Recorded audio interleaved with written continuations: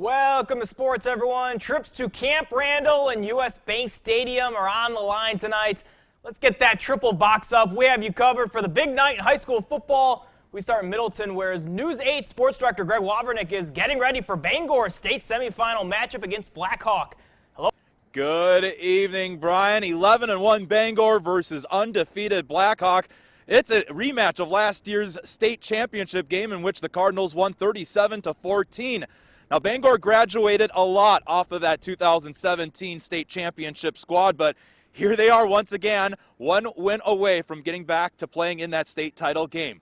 Carter Horseman, he picked up right where he left off in that title game last year, in which he scored 3 touchdowns, entering tonight with 23 rushing TDs on the season.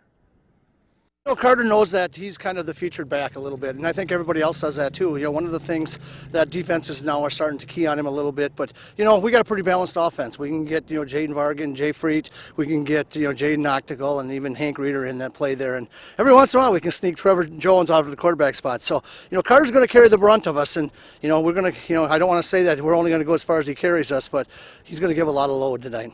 Level 4 of the playoffs, nothing new here for you guys.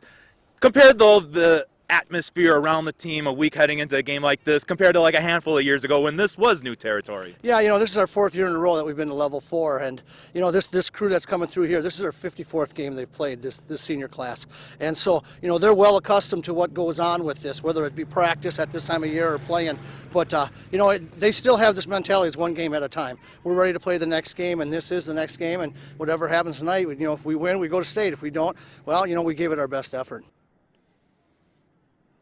Coach Kravik adds that just like his squad, Blackhawk also graduating a big senior class and talented from last year. So both schools here tonight looking with new players looking to leave their own impression on these talented programs. This is Greg Wavernick at Middleton High School. Back to you, Brian. All right, thanks, Greg. Well, let's head over to Minnesota now, where the Caledonia football team, they try to move one step closer to a 4th straight Class 2A state title. News 8's Jordan Fremstead has a preview from Burnsville. Hello, Greg, or Jordan, I should say. Good evening, Brian. Well, the victory song continues to play out for this community. You have to go all the way back to 2014 to find a loss in the loss column for this squad. They're currently tied with Royal City, Washington for the nation's 2nd longest winning streak, sitting at 51 games. I spoke to their head coach, Carl Frichte, to find out what his secret is to keep this team focused week after week, game after game, every season.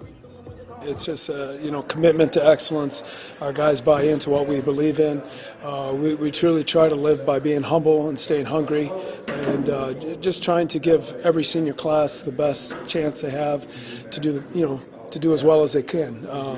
And you know, thank goodness our guys buy into it.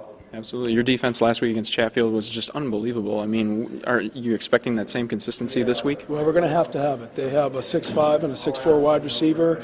They got a little scat back. They got 2 quarterbacks that they rotate in. They got a nice little tailback. So our defense is up for the challenge again tonight.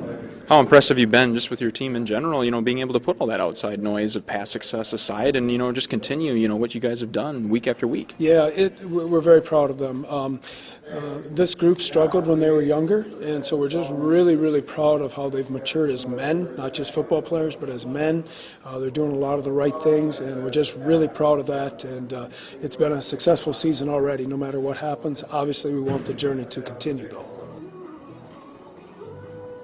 And on the other side of the football, the Panthers are scoring 42 points per game in their last 6 contests, all of which resulted in victories. And something to note, the field conditions tonight, they were not able to get all of the snow off of the field because they're dealing with turf, and if they were to plow it off, it would dig up some of those rubber pellets in the ground. Plus, it's cold here tonight. It's going to be interesting for both sides, and we'll try to get you those highlights coming up tonight at the News 8 Highlight Zone.